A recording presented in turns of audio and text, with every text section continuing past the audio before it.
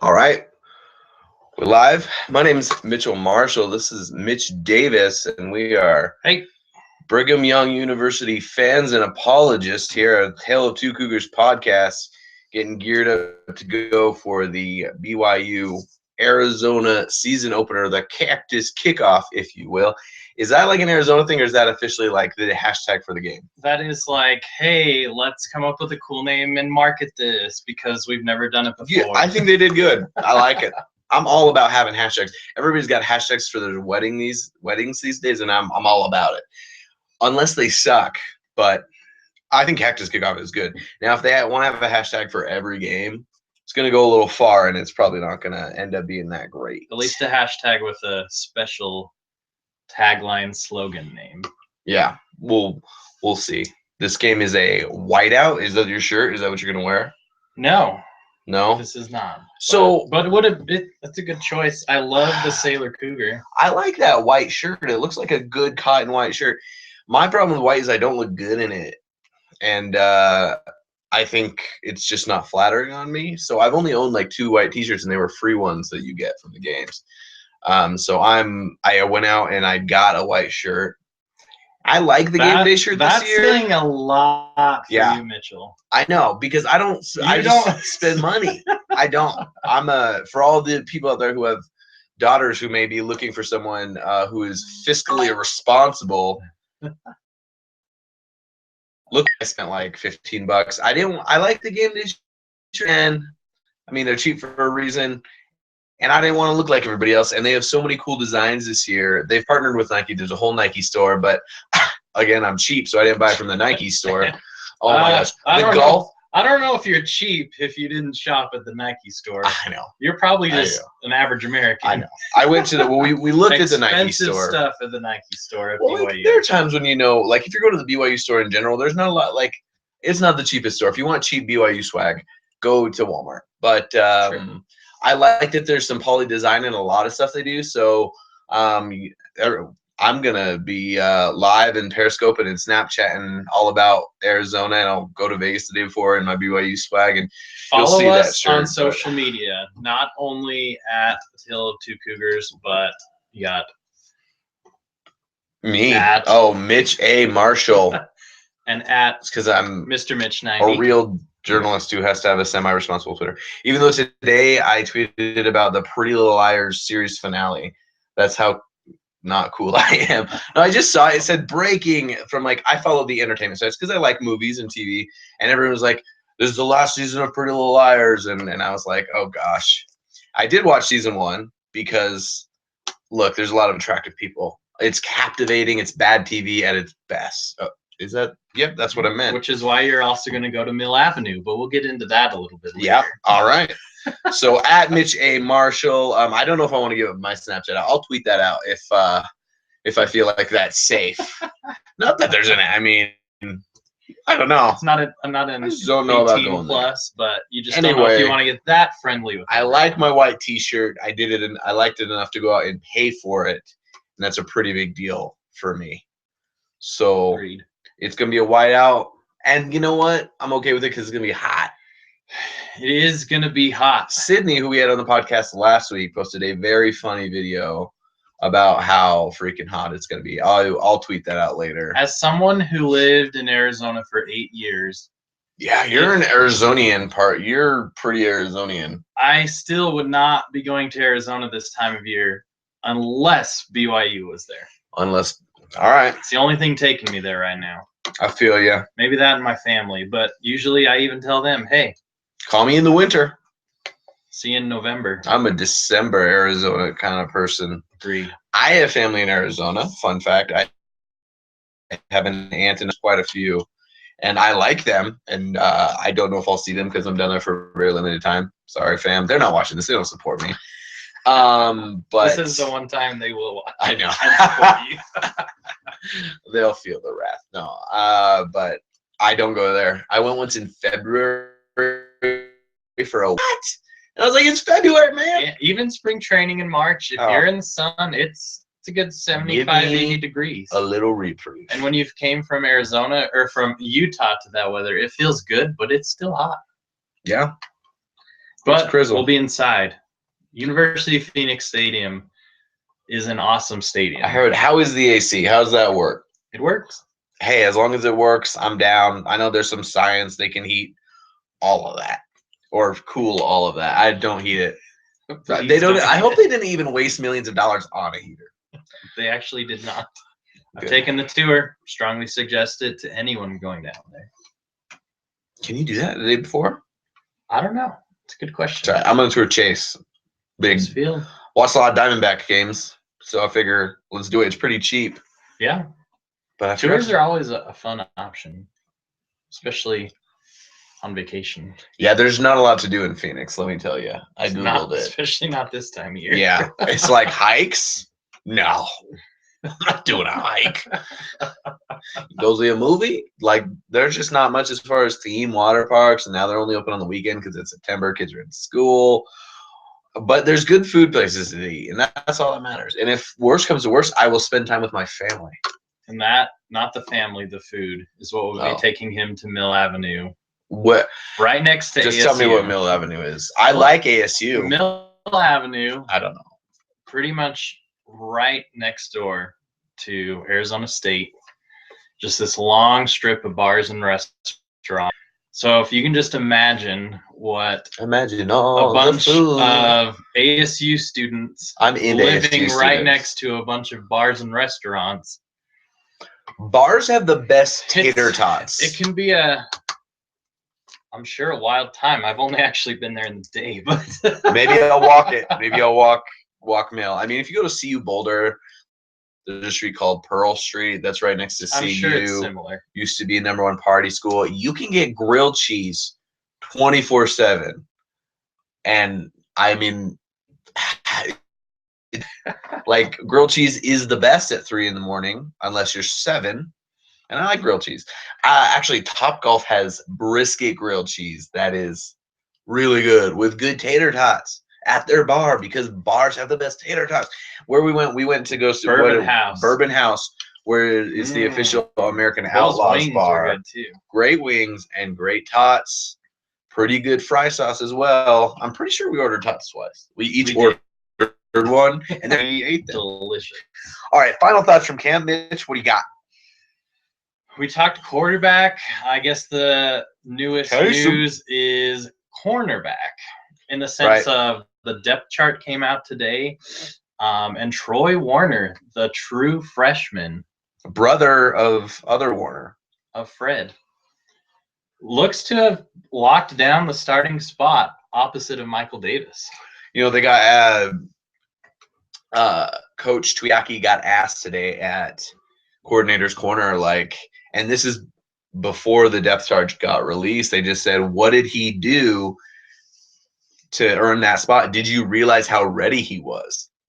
And they said they didn't take him expecting him to start, but they knew right away he was going to be a player. And I mean, that is showing more upside than his brother already. That's saying if you're going to be a true freshman starter, you've got a long way to go. And they said they saw a lot of progress just from spring to fall. Well, and that is one of the big pluses is he was here for spring. Yeah. He was committed to playing this season. He wanted to get to that point. And he's put in the work. Bleeding blue. It's exciting to see him. You bleed blue. Because I feel like that's a little backwards, because Bloods are bloody and Crips are so blue. Do they bleed blue? Anyway, just a thought.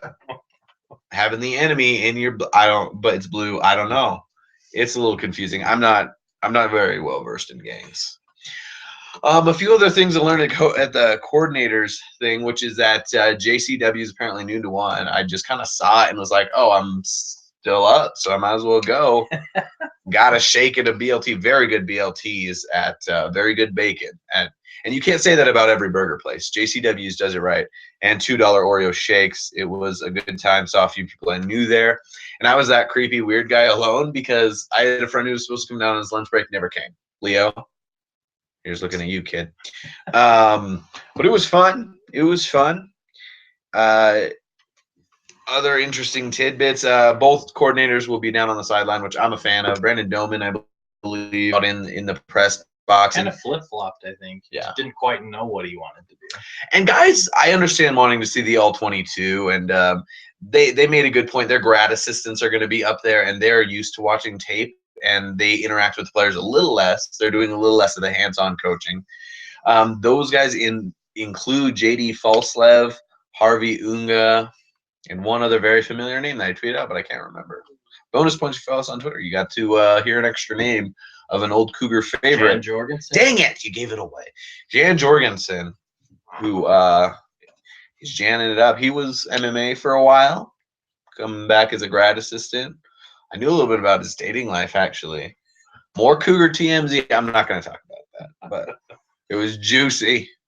Athlete dating lives are like hilarious and a mess, but also like better than mine by 1,000% all the time. Hilarious and a mess for completely different reasons. Other things from camp? I think I just want to jump back to what you were kind of talking about, the graduate assistants. Obviously, they are the ones that break down film, so it kind of helps to also have them up in the booth from that same angle. But I think just the graduate assistants they have in general can help this defensive line. Cool. Jan Jorgensen, I think he was the one who broke the sack record in the Mountain West Conference. And so it's like people like him. I always butcher his name, but Fangapo? Look, I don't know. He is also a graduate assistant, so another defensive lineman who saw a little bit of time in the NFL. So there's guys, even not just on the main coaching staff, who could have a big impact on this team. It's going to be interesting to see who the big pass rushers are and if they can plug that hole, especially if Tui Loma is not there. That depth chart came out today. Another interesting tidbit from that, and I'm sure you'll want to address the depth chart, is Scott Huntsman. Is that his last name? Huntsman. He's been dealing with some injuries, so not around, which sucks because they saw a lot of potential in him last year. We thought this year he might bloom, and I think last year I might have even made him like my young guy to watch and never got to make a big impact. So we'll see. Same with kind of the ones who been talking about all through camp, kind of wondering if they would come back when school started. Yeah. Still no Taki, still no Wilcox. And it sounds like Johnson is definitely way closer than the other two. Sounds like he's just dealing with some injuries, and that's what's kept him out of all of camp. That's what's interesting is we talk about not being transparent, which there are some things that bother me and some things that don't. But I think they're not getting any flack because they're fun and a little bit better interviews, and they're forthcoming about some things. But other things they hold to the vest just as much as Bronco did. And that's why I'm excited for this game. We're going to learn a lot about the team. Talk a little bit more about Arizona in a minute. Talk about things we're looking forward to with that game. Another couple interesting tidbits. It'll be tight end by committee. Still trying to find a guy there because it's not something that's been heavily recruited. And they feel most deep at wide receiver and at linebacker. They really feel strong about. And those are good positions to be deep at, especially if that front line can hold up and Taysom can get the ball out. And, of course, on the defensive side, linebackers can mask some problems if you don't have pass rushers on the front line.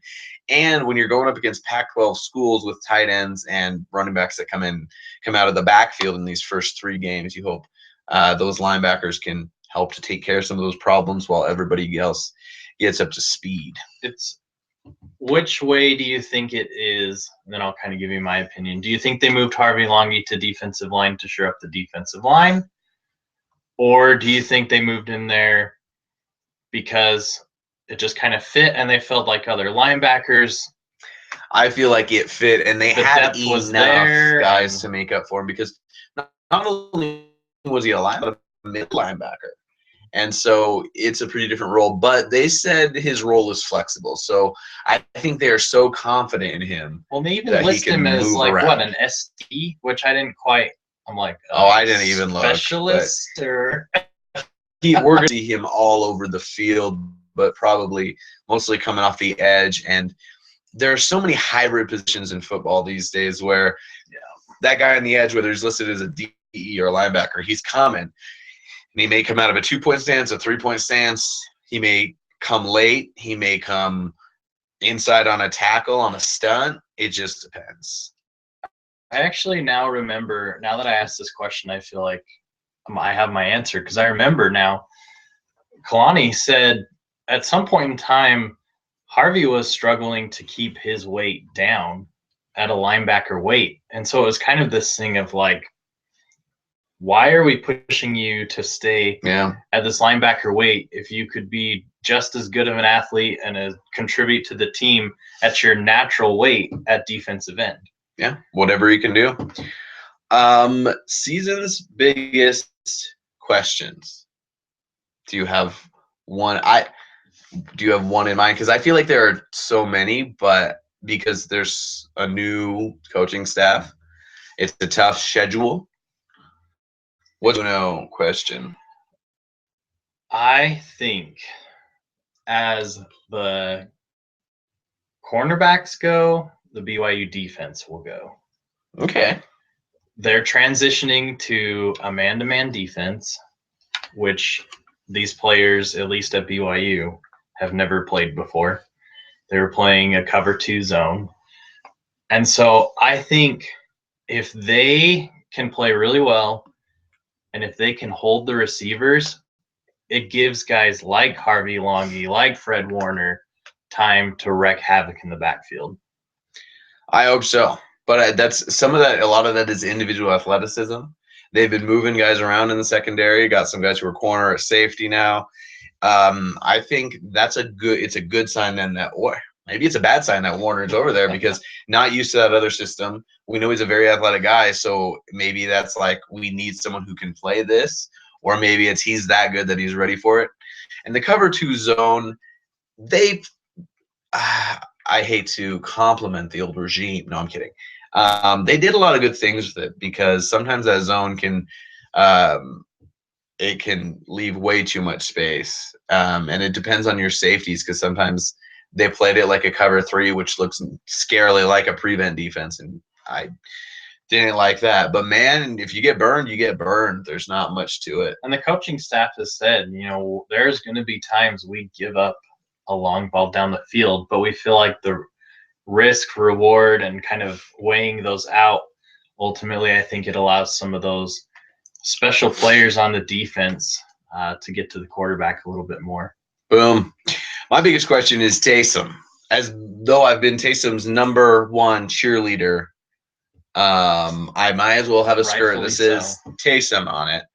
The question is he going to be able to perform? Because those last 2 games that he played in, he really did look like a next level player, one who could make a huge difference. So this year, can he stay healthy? Can he produce at that level? And can he produce at a next level? Can he take a team that's maybe a 6-win team that's not ready to be that great and be an 8-win team? Because great players really can make that big of a difference. So, and also if he stays healthy, there's a lot better shot he can do any of that.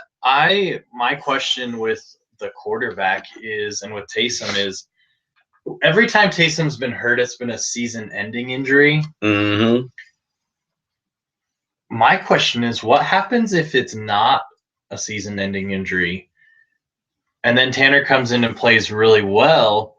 Like, that is a tough spot to be in for the coaching staff. Yeah. If all of a sudden, after maybe 3-4 games, Taysom's ready to go again, it's kind of like, at what point do you head to the future? At what point do you still go with Taysom? That is a decision I am glad I don't have to make. Yeah, and I think it depends how much is Taysom running and how much does the scheme change for Tanner. And if Taysom plays really well and then gets a little nicked up, and that happens all the time, I think they'd go back to Taysom. But we'll have to see. All right, let's talk about players real quick. This year's breakout player. I'm going to go Jonah Trineman. Okay. The speedy wide receiver from Snow College, transfers. Taysom and him obviously haven't had a lot of time to build that chemistry, but at times when you have someone who can just beat the defense with their maybe you don't necessarily need all the chemistry in the world. Is he that good?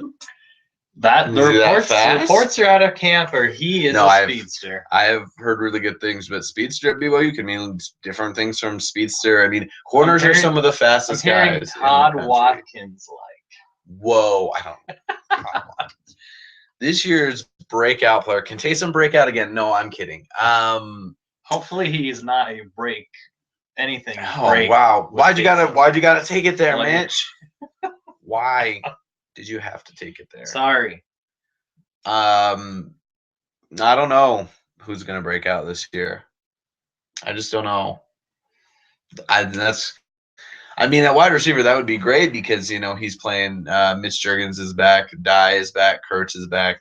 But I hope he breaks out because I feel like all those guys are pretty good, but somebody's got to really step up and be that good.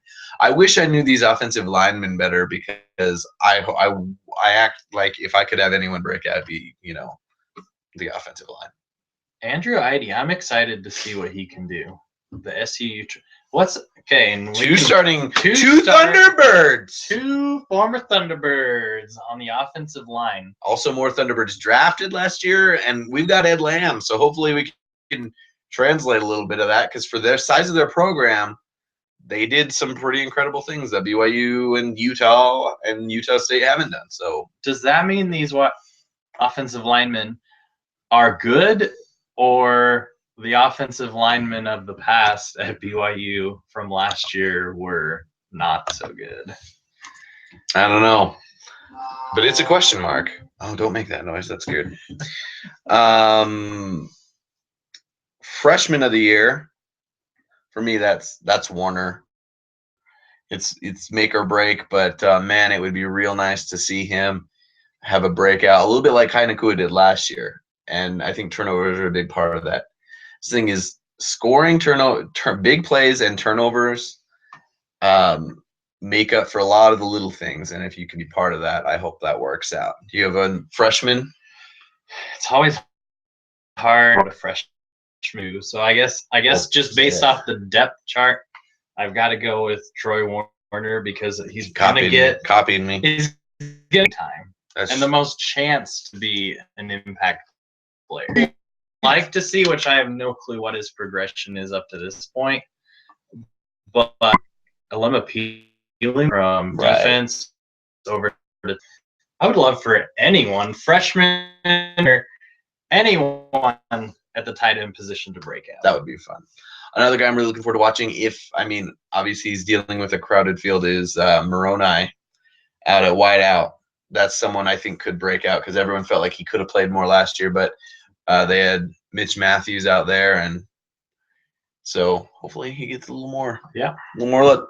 MLP. Position group of the year, I feel like we've covered this. We know linebackers and wide receivers are out there. We know where the question marks are at. Sack monster, they're not really a proven pass rusher out there. Hopefully Harvey Longy has a good year off the edge. They won't be keying on him yet, whereas sometimes you get those proven pass rushers who are going to get the double teams. You won't get that yet. Is there anyone else you think could be a sack monster?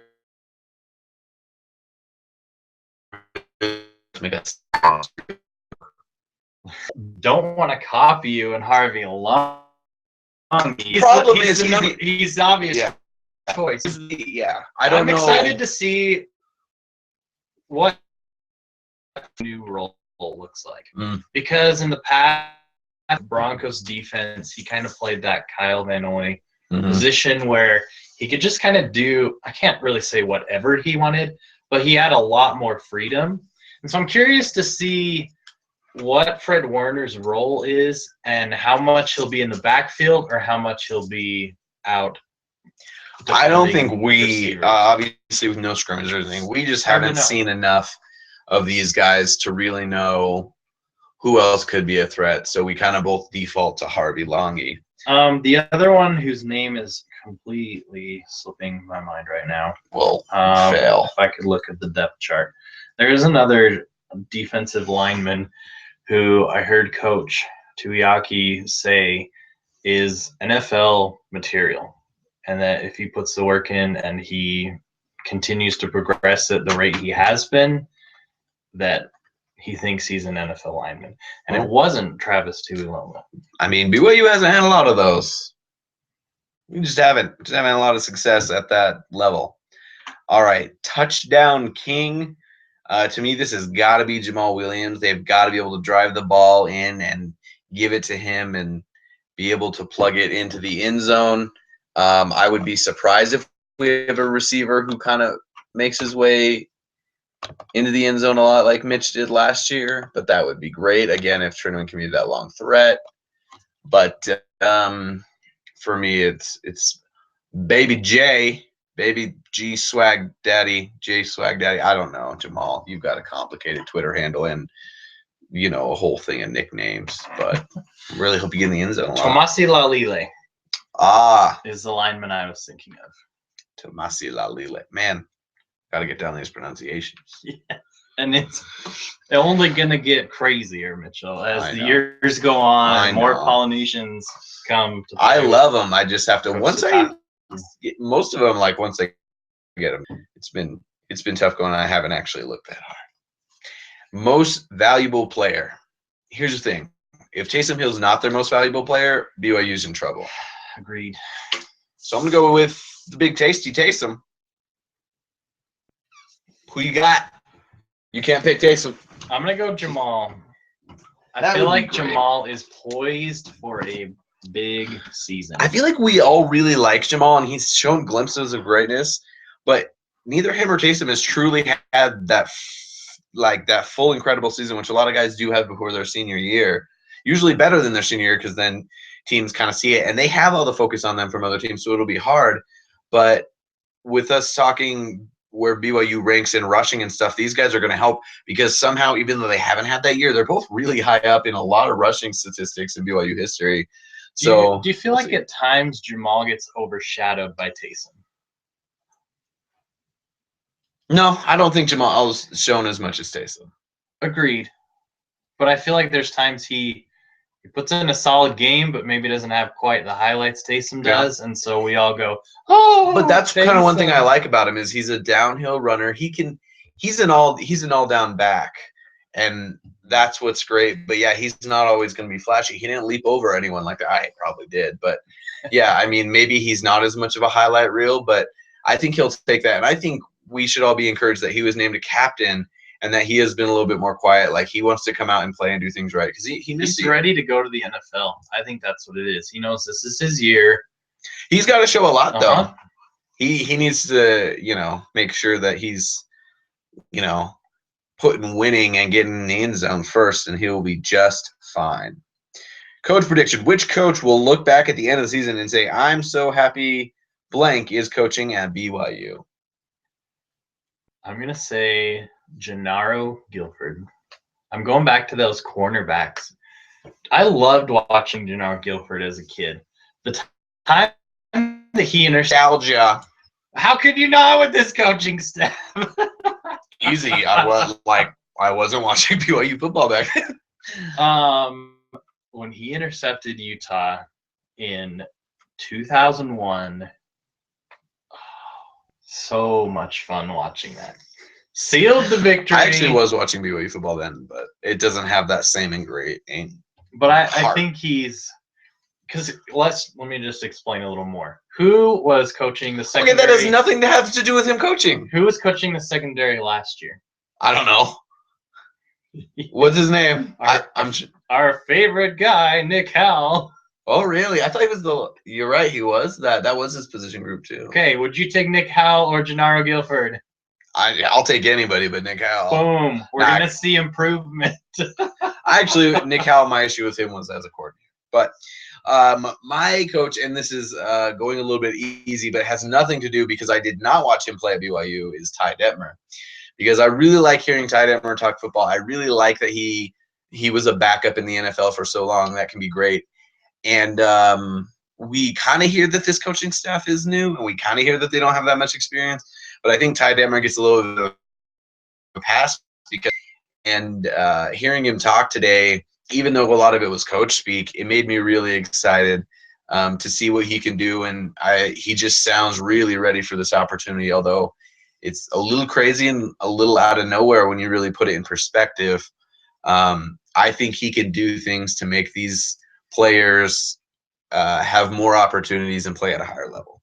I listened to a U of A podcast today, Look at you doing diligence. and 2 observations. I'm ready. Maybe some more a little later, but one, they kept calling Tanner Mangum Tanner Magnum. Man. And 2, I let me pull up this quote here because I wrote it down. Look, you took quotes from an Arizona podcast. Was it called A Tale of Two Arizonians? No, What is their mascot? the Wildcat. Right, the Wildcats. Right. I quote. Well, first let me set the stage here. Okay. They talked about how they think there's some similarities, and we'll get into this a little bit later, but they said ultimately we think our coaching staff is better than theirs. Because. And they said their offensive coordinator, they had to go pluck him out of high school. Like our Rich Rod, he's going to score way more points than their offensive coordinator. Rich Rod, overrated. Now I know Ty Detmer is coming out of high school. But did they know who Ty Detmer was? I don't think so. All right. They just called him some guy out of high school. Some dude. They're like, we just looked at high school. The Rockies took a manager out of a local high school guy who had played for a little similar situation. Walt Weiss had played. He was a very famous shortstop. I've heard of Walt Weiss. Yeah. I don't even like the Rockies. But everyone was like, oh, they got some guy. And I was like, well, I know what you're talking about. Walt Weiss did camps for Major League Baseball players and did summer workouts for them for years. Or not summer workouts. It's Ty freaking Detmer. That doesn't mean a whole ton to everybody else. Like, I bet Arizona has some Heisman guy I've never heard of who may have played a backup in the NFL, but they should have, Googled him. I didn't Google the Arizona defensive coordinator. They do have a new coordinator. They've got a lot of new coaching staff as well. Yes, we will get into that. I think we're ready to talk Arizona. All right. Let's know the foe, Arizona. Man, that ruins the rhyme. I'm working on my rhymes. BYU 2-game losing streak to the Wildcats. Interesting. 2006, I was there in Tucson. Tuscan. U of A hit a field goal to win. John Beck, I think that was his second year as a starter. Tough times. Johnny B. I remember a U of A fan, after watching all these BYU fans roll in, say to me, where did all of you come from? Where did all of you? Word is BYU fans still out purchasing for this game. And then the bowl game, I'm trying to remember what year that was now. But BYU lost to U of A in the bowl game. So, it's time for a W. We're due.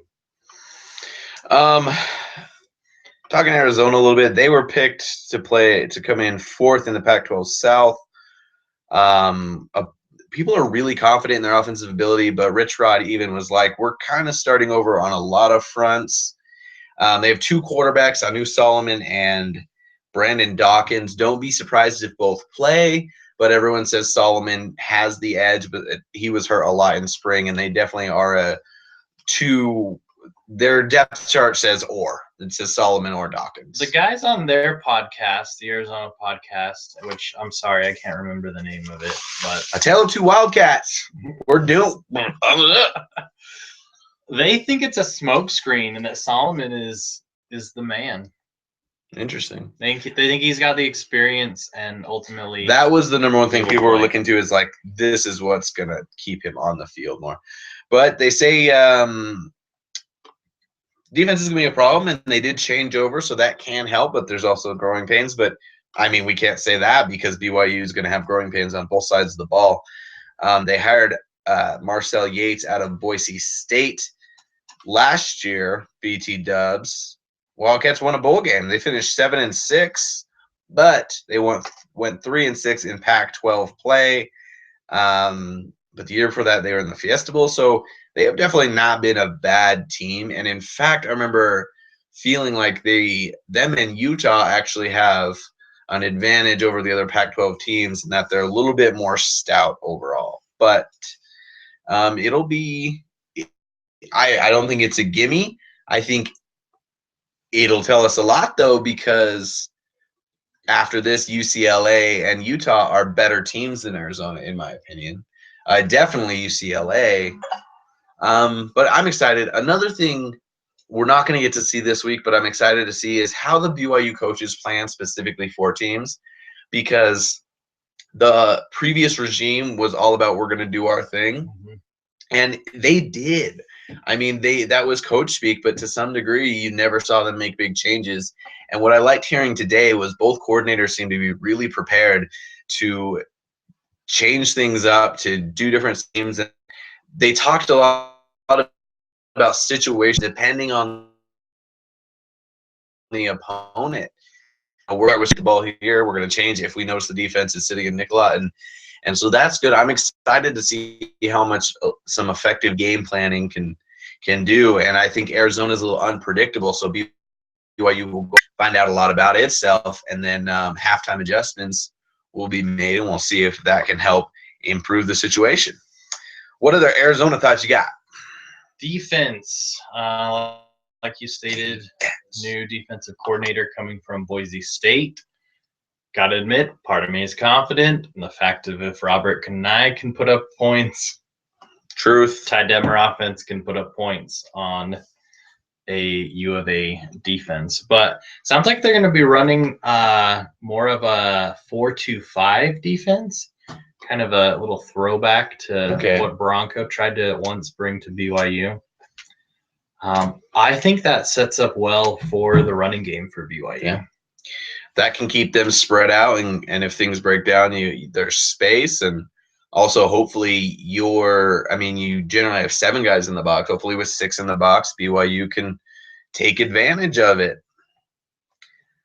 I'm looking at ESPN's preview of Arizona, which I glanced at earlier and didn't see anything that I really thought about. Everyone's making a big deal of the defensive line. It sounds like they've had a hard time recruiting some bigger defensive linemen.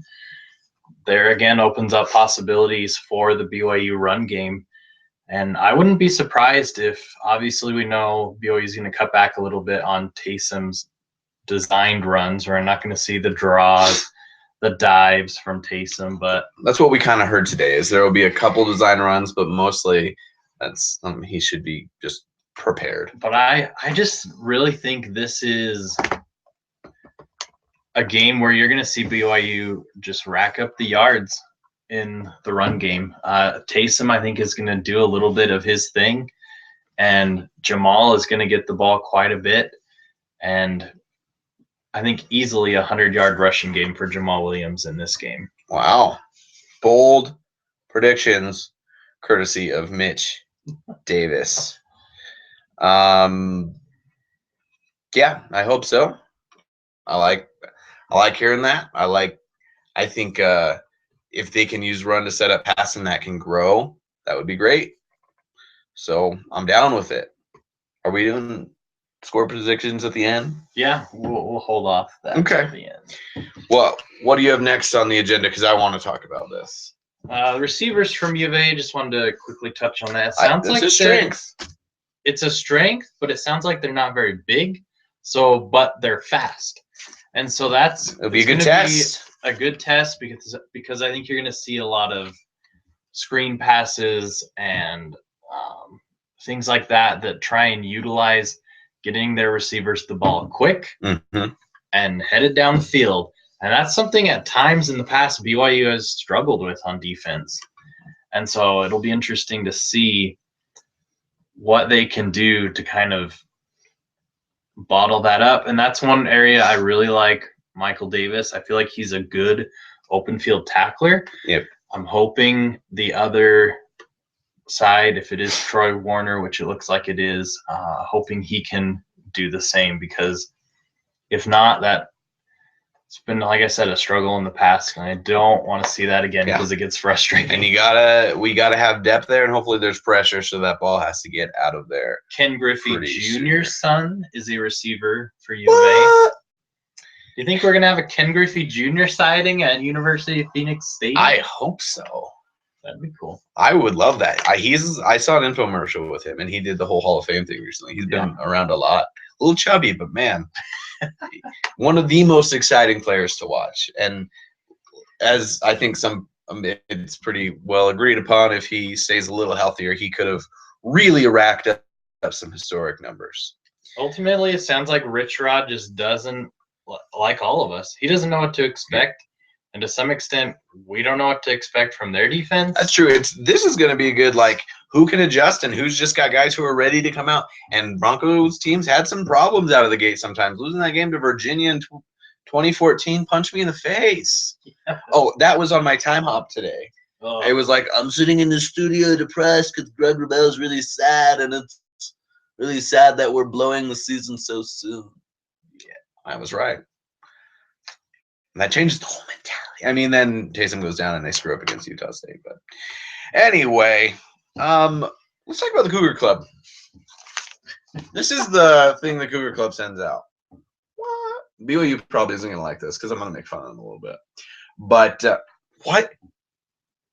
Why does it say national runner-up on the cover? The back. The back cover. Still, this is cool. Look at that shiny Y with the little Polynesian design. But it says runner-up. Like, this is our number one thing. Is we're second place. Too bad rugby is not a real sport. It's the only thing we can win a championship in. Although we lost this year. This time they were. BYU volleyball shout out, always good. If they would have had Johnny Linehan. Maybe.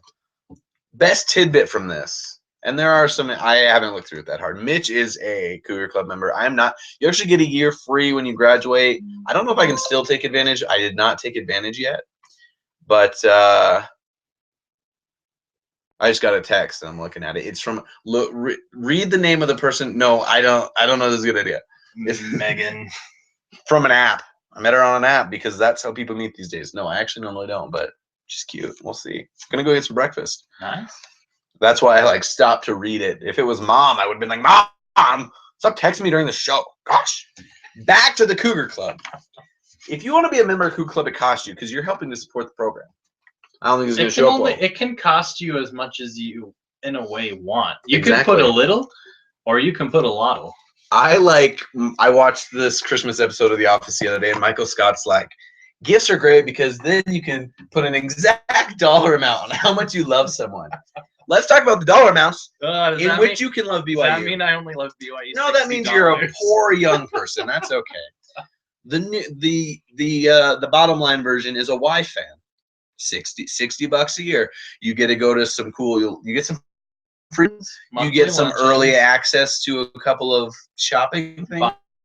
Some ticks. We're not going to go through that for every level. Next level, Cougar 125. Pretty easy. Bronze Cougar $250. Silver Cougar $600.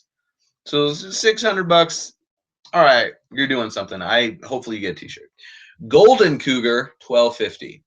Now, if you think golden is the highest, first of all, there's platinum. But then guess how many levels? 7 levels above platinum. You ready for this? Platinum Cougar, $2,500 a year. I think that's it. That's where it ends for me.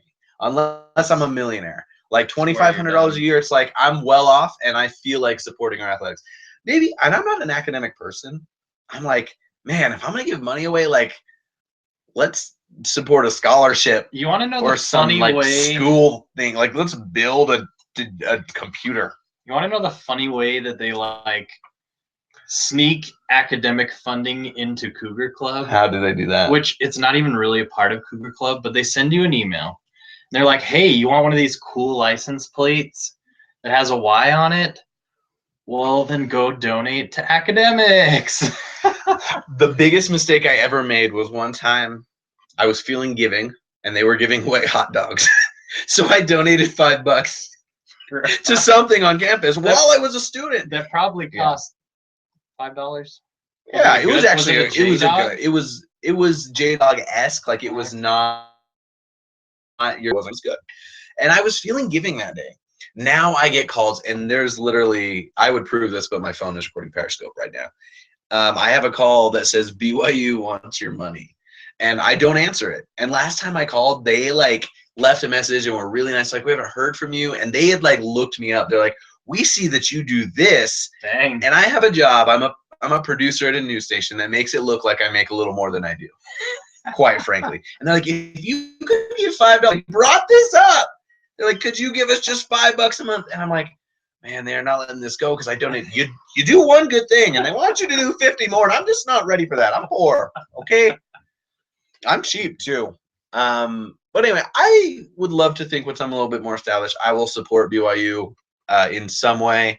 And if I like have the time, Cougar Club may be something I'm part of. But Platinum Cougar, $2,500.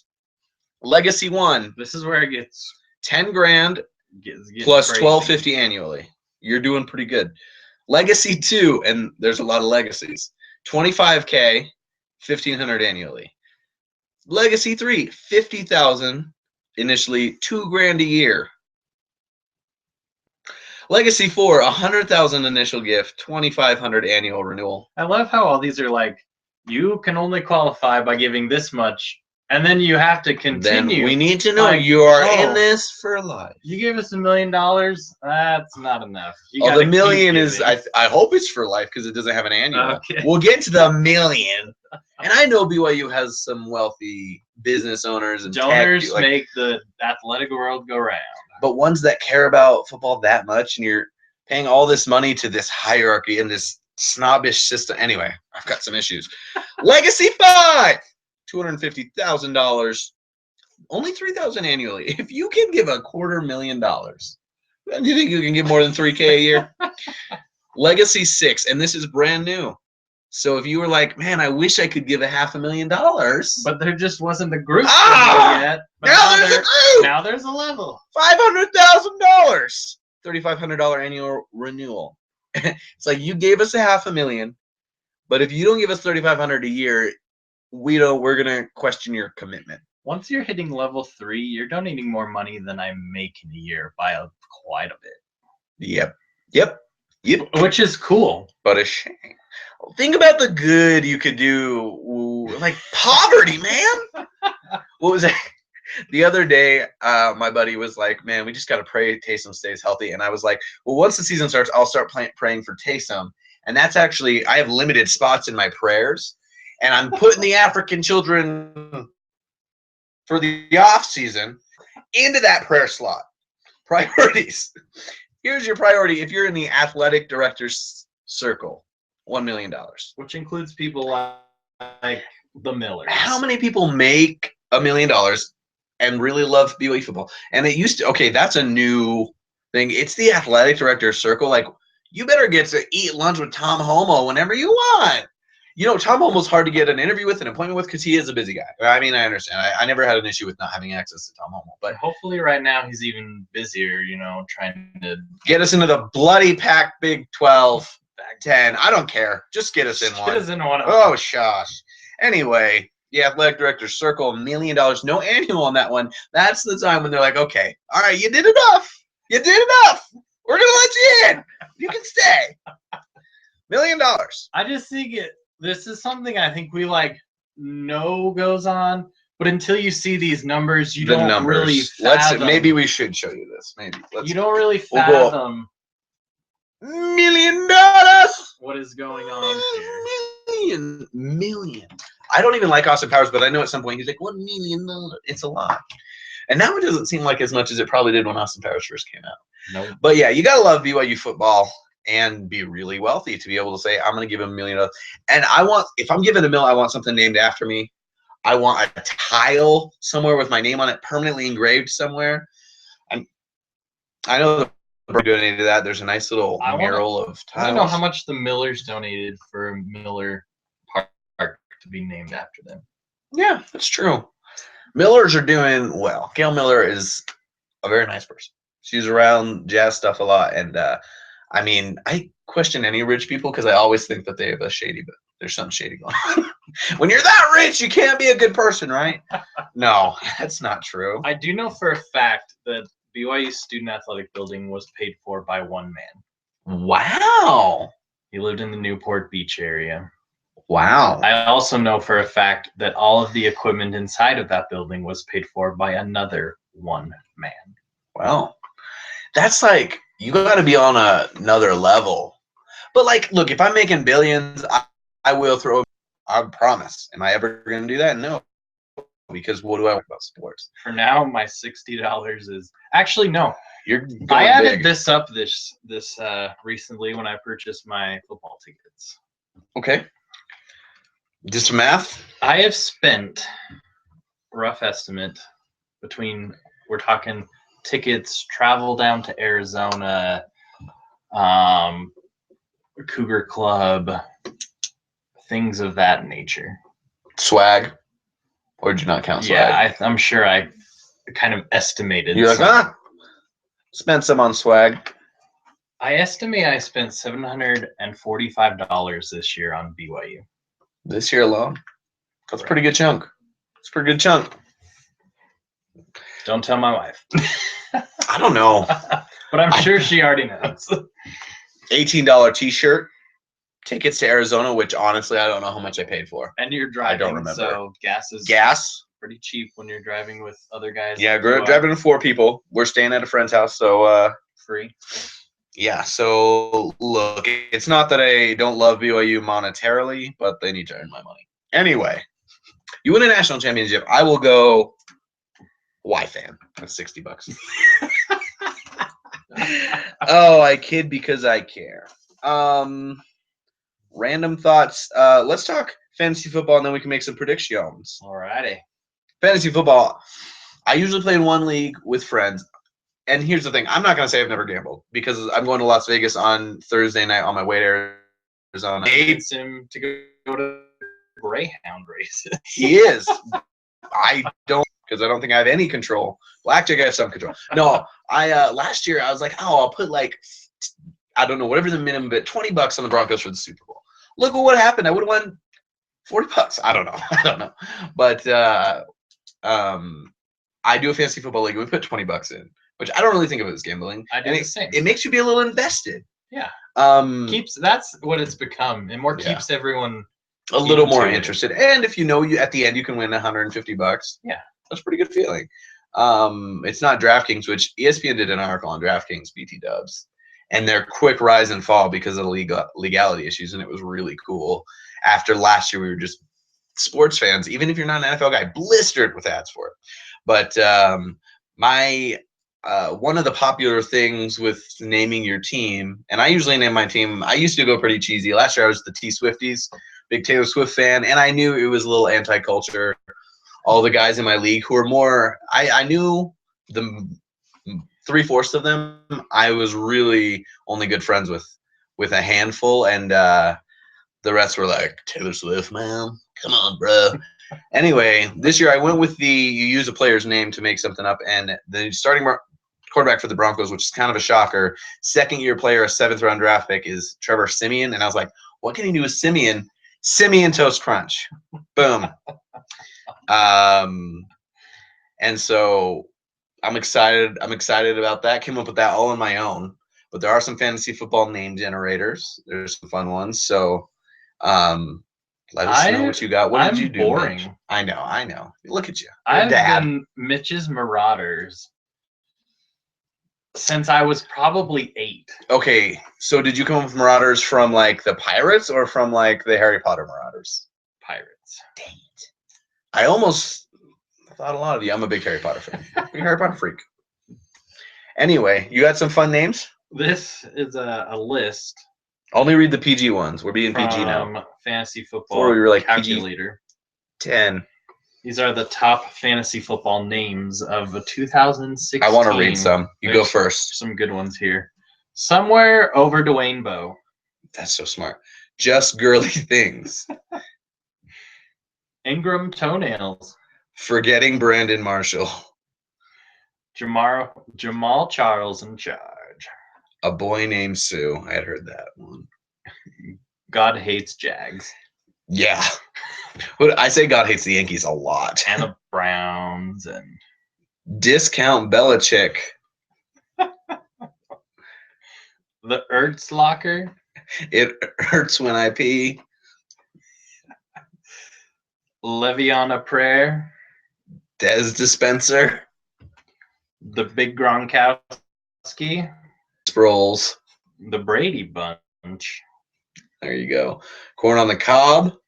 The Real McCoy. Winning is my forte. I love the word forte. Maybe I should change mine to that. I drafted him. Did you? We can change it up. Don't cheat. Don't steal it. It's a hard Gronk life. I'm gonna skip that one. Party. Oh, I'm skipping that one too. Macklin on your girl. Snap. $2 luck. All right. The Gronking Dead. A lot of Gronks here. Turned down for what? That is a good one. May the force set be with you. Clever, and not inappropriate, which a lot of the funny ones are. I want to plug something real quick before we go into predictions. Go for it. There's a series on Netflix. It is only 6 episodes, and it's called Last Chance U.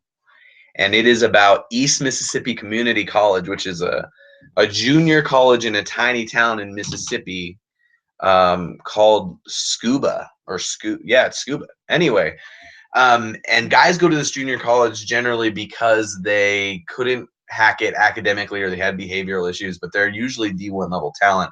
And this team, like in JUCO, you have to go undefeated to get to the national championship. And it's kind of a crazy different world. Now it's intense. It tells all the real stories. It shows one of the stars of the show is their academic advisor, which is this incredible woman. But it's fascinating to see these guys because they're trying to get to D1 schools. So they have to keep their grades up and they have to be able to show up. There's a quarterback battle, but it is a really good look at college football with access you would never get at the D1 level. Now, in some things you'll see, you're like, oh, this is totally junior college. Some things you'll see that are very universal from high school through D1 that are about football culture. Because it's in the locker room, there's a ton of swearing because, look, there's a ton of swearing in every football environment you're in. Coaches cuss out players all the time. Bad news. It happened to me starting in Little League. It happens at BYU. I've heard terrible things said in the game and in practices. Like, I thought it was really funny when an ESPN guy one time was like, yeah, they don't even swear at BYU. Well, I don't know how much an effort this coaching staff makes or certain guys make, but I've heard a lot. And so I'm not saying it's okay. I'm just saying be aware of it and know it's a little bit more a part of football culture than sometimes we hear as just fans. Especially, BYU. One of the best documentaries I've seen, sports documentaries I've seen, it's only came out in July, and like Netflix also put out Stranger Things, which was incredible. Watch that too. Pop culture completely separate. Good things. I watched all 8 hours in a row. It was spectacular, and if you like the '80s, which I'm too young for this to be nostalgic, it's just great filmmaking. Although I have seen like all. But Last Chance U, it's only 6 episodes. It's not a big commitment. They are going to do another season, but a really great look at college football. Cool. Predictions. Let's predict. Are we predicting season or are we predicting Arizona or both? Let's go both. Okay, I'm gonna write something. No, I'm kidding. Arizona game. I'm gonna say BYU 28, Arizona 17. I think that this coaching staff and this team is itching to get out and start this new era. I think that they have the ability to beat this team. I think Arizona's line is small enough because as big as we call our guys, if you go to SEC country, we're very undersized even. So I think BYU is someone, or Arizona is someone we can handle. I think people are ready to get out there. Everyone's healthy. So I'm prepared, and I'm going, and I'm paying to travel, so you better win. All right, Mitch, what do you got for the game? I'm going to go 4 touchdowns, 2 field goals. Puts us at 34. Good math. For BYU.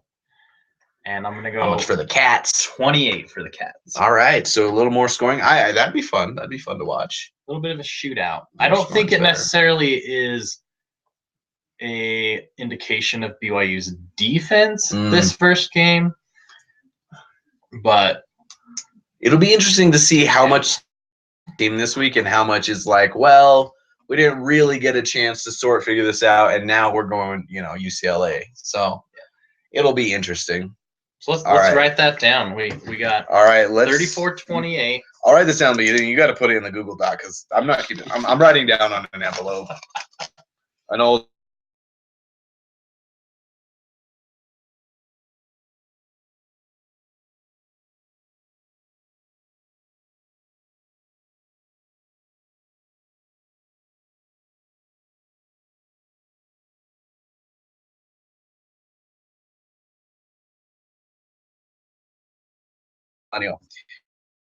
All right, now Arizona plays the right. really could go 0-3. Oh yeah, it sets a bad tone. Yeah, if they could easily go 0-3, and I'd love to come out of this 2-1. And if we go 1-2, just beat Utah for all it's good. Please. So there's all right. I need to bring up the schedule. Do you have the season prediction? Because I just need to look one more. I've looked at this schedule 1,000 times. I think this schedule. You could do this with any season, but it's kind of the thing of like there's games that are the W's, and that we know those. Less this season. UMass, SUU, Toledo. If we ones lose like one of those that. teams, we're gonna look real dumb. Then there's the ones that you're like, I don't know about that, like Michigan State. I think I'm gonna go 7 wins for BYU this year.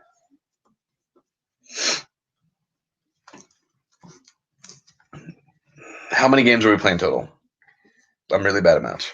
12 games. 12 games. I have so many more in the undecided column. And that's the thing. There are so many toss-up games this year. I'm gonna You go could go Arizona toss-up, Utah toss-up, UCLA toss-up, Mississippi State toss-up. I think Michigan West Virginia State toss-up.